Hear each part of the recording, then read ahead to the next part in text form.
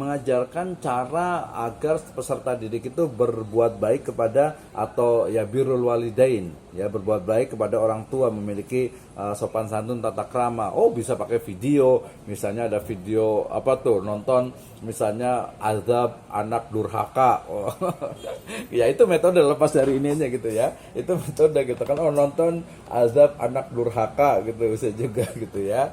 Atau mungkin ada kisah-kisah itu yang di video itu kan banyak sekali. Atau mungkin oh bisa juga ada yang pakai dongeng gitu ya, walaupun dongeng itu bener atau enggak nih. Oh, ada dongeng misalnya siapa tuh Malin Kundang misalnya gitu ya. Tapi wallahualam itu bener apa enggak gitu ya. Tapi itu juga satu metode juga. Atau mungkin ya udah kasih ayat Al-Qur'an. Oh, ini di dalam Al-Qur'an misalnya surat Al-Isra ayat ke-23 dan juga 24 dibaca dulu, a'udzubillahi minasyaitonirrajim, wa qada rabbuka alla ta'budu illa iya wa bil walidaini ihsana. Ya, dan Allah Subhanahu wa taala sudah menetapkan ya kepada setiap manusia Allah ta'budu illa iya, untuk menyembah Allah Subhanahu wa taala, ya Allah ta'budu illa iya wa bil walidaini ihsana, dan kepada orang tua hendaknya berbuat baik. Ya, imma yablughanna indakal kibara aw kilahuma wala taqul lahuma uffin wa qul lahu qaulan karima. Ya, jadi agar ya mereka tuh jangan sampai mengatakan kata-kata gitu ya, dan sampaikan berbicara kepada orang tua itu dengan kaulan karima, dengan kata-kata yang baik gitu ya. Nah, itu kemudian bisa dikembangkan, bisa diinterpretasikan dalam konteks dari budaya tempatan tentu saja. Oke, berorientasi pada tujuan. Waktu saya tinggal 5 menit untuk berbicara. Kemudian long life education. Tadi saya bacakan misalnya dalam sebuah syair dikatakan talabul ilmi minal mahdi ila lahdi gitu ya. Jadi bahwasanya menuntut ilmu ya, belajar itu ya minal mahdi, dari mulai kita itu lahir. Karena ketika bayi lahir kan dia sudah mulai mengenal, oh ini ibunya, ini bapaknya, oh bagaimana ketika dia lapar, ketika dia mungkin BAB dan sebagainya, dia belajar. Sampai ketika kita ya dewasa ini kita juga belajar misalnya menyikapi berbagai perbedaan karakter gitu ya, atau mungkin belajar untuk misalnya menghadapi kenyataan.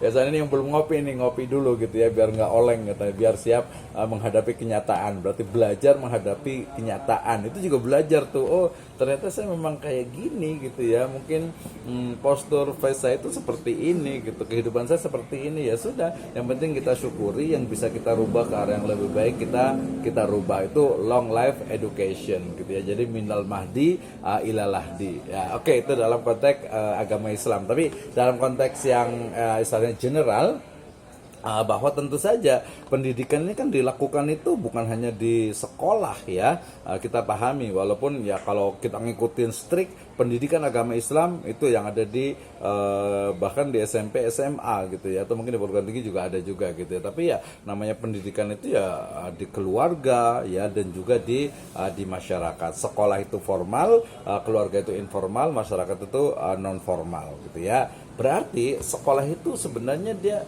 hanya satu alternatif ya, salah satu dari alternatif dalam penyediaan waktu dan aktivitas untuk membentuk peserta didik menjadi manusia yang berkembang lebih baik ya kan. Atau sekolah itu memberikan bekal untuk dia bagaimana misalnya yang dari TK, PAUD gitu ya ke MI, dari MI ke MTS, dari MTS ke Aliyah, dari Aliyah ke perguruan tinggi, jamiah, dari TK, dari SD, SMP, SMA, perguruan tinggi, atau juga ketika mungkin nggak nyampe ke perguruan tinggi seperti apa, berarti harus sampai bisa mendidik agar bisa menjalani kehidupannya. Yaitu juga sebenarnya pendidikan seumur hidup gitu ya. Jadi bukan hanya untuk melanjutkan jenjang selanjutnya ya, tapi nanti itu case by case dalam mungkin keadaan tertentu. Misalnya sekolah ini hampir 100% misalnya lulusannya itu melanjutkan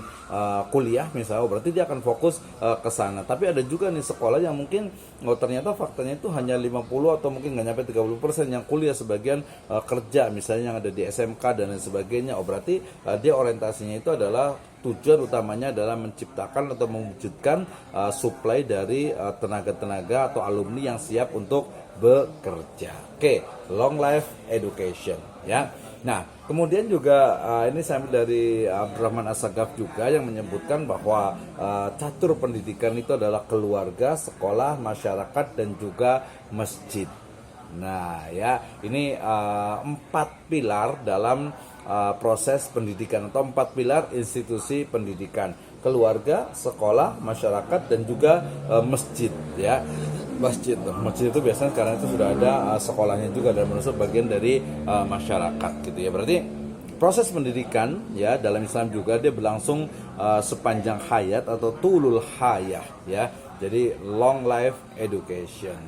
Oke. Berarti ini yang paling penting yang hampir terakhir yaitu kurikulum. Jadi kalau kemarin-kemarin ada yang nanya gimana nih kok kurikulum ganti-ganti terus nih, aduh gitu ya. Nah justru kurikulum dia itu akan senantiasa mengalami revisi-revisi ya, tetapi revisi yang ada dia tetap mengacu kepada goals ya, ideologi, kemudian juga tujuan utama ya dari pembelajaran atau dari materi yang ada ya, sehingga keberadaannya cukup berarti bagi peserta didik dan juga bersifat dinamis ya. Jadi kurikulum yang baik adalah kurikulum yang dinamis yang selalu mengikuti perkembangan zaman dan juga kemajuan ilmu pengetahuan dan juga teknologi. Jangan lupa ditambah juga dengan berlandaskan imtak ya, iman dan juga takwa. Oke. Ini ada sedikit satu lagi dari saya ambil dari yang lainnya, yaitu prinsip penggunaan kurikulum juga sama, sinkronisasi tadi hampir sama ya. Jadi semua kegiatan kurikuler ataupun co-kurikuler itu harus seirama, searah dan juga setujuan. Kemudian sinkronisasi itu juga mengikuti tatanan kebenaran ilmiah dengan mengesampingkan pengaruh-pengaruh emosi dan irasional. Nanti saya mau tanya yang saya bold ini irasional ya. Berikutnya sinkronisasi. Pendidikan buat dalam kurikulum dikelola secara demokratis. Ini bukan sinkronisasi, tapi ini demokratis ya, sisi demokratis atau musyawarah atau suro. Oke, last sekali ini adalah challenge kita hari ini, yaitu bagaimana sebenarnya model-model pengembangan kurikulum. Minimal di sini ada 5. Yang pertama adalah the administrative model, yang kedua adalah the grassroots model, and yang ketiga adalah BCAM system ya, atau BCAM system, kemudian the demonstration model, kemudian juga Tabas invert model, kemudian Rogers interpersonal relation model. Nah ini yang kita akan diskusikan dan nanti bukan diskusikan, ini nanti saya akan kasih untuk challenge dan kita akan ini kan untuk di pertemuan yang akan datang, yaitu pada model ini ada 6 gitu ya, ada 6. Nanti saya akan share untuk ininya, untuk apa, untuk challenge-nya ini gitu ya. Saya akan hapus yang ini dulu. Oke. Nah ya, ada 20. Nanti saya akan share di grup juga, atau nanti ketuanya juga boleh juga nanti untuk di-sharekan. Oke. Kemudian ya, saya udah nggak share lagi nih kayaknya ya.